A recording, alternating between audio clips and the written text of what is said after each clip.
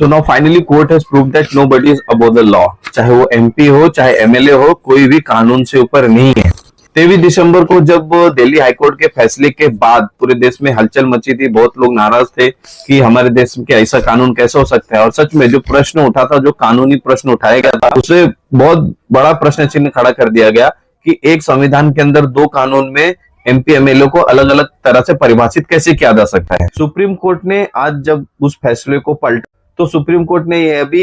तीखी टिप्पणी देते हुए कहा कि एक पटवारी, एक हवलदार को, कांस्टेबल को जब पब्लिक सर्वेंट कंसीडर किया जा रहा है और एक एमपी एमएलए को पब्लिक सर्वेंट कंसीडर ही नहीं किया जा रहा है। 2019 में जब ट्रायल कोर्ट ने इनको सजा दी थी उम्र कैद की, तब उन्होंने कंसीडर किया था अडवाणी वर्सेस सीबीआई 1997 के केस का रेफरेंस देते हुए कहा था कि उसमें सेक्शन 2 में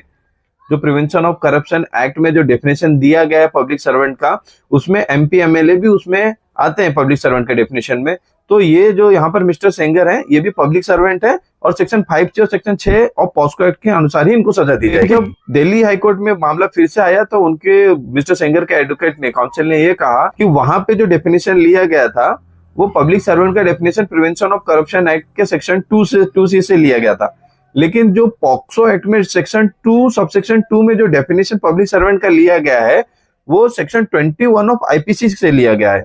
और सेक्शन 21 ऑफ आईपीसी में ऐसा कहीं लिखा ही नहीं है कि एमपी और एमएलए हैं जो पब्लिक सर्वेंट के डेफिनेशन में आते हैं। और कोर्ट ने कंसीडर करके ये कहा कि जब वो एमपी एमएलए के डेफिनेशन में आते ही नहीं है तो सेक्शन 5 से और सेक्शन 6 ऑफ पॉस्को एक्ट वहां पर लागू ही नहीं होता, तो जो बाकी की जो उनकी सजा थी वो माफ। तो मुद्दा यहाँ पर यही उठता है कि जो जनता है यह भ्रमित है। जनता, मैंने देखा बहुत सारे लोग शॉर्ट वीडियोस बना के जज को टारगेट कर रहे थे कि इन दो जजों ने ऐसा जजमेंट दिया। भाई जज कुछ नहीं कर सकता, जज कानून नहीं बनाता, कानून बनाते हैं ये लोग संसद में बैठ के। तो आपको उनसे ये प्रश्न पूछना है कि भैया जो लूप होल है ये कब सही होंगे, कब जनता को न्याय मिलेगा, कब ऐसा घटिया कानून हटाया जाएगा जिसमें एक ही संविधान के अंदर में दो कानून में एमपी एमएलए को अलग अलग परिभाषित किया जाता है। और ऐसे लूप होल की वजह से इतने बड़े प्रश्न खड़े होकर तैयार हो जाते हैं, कानून के प्रति एक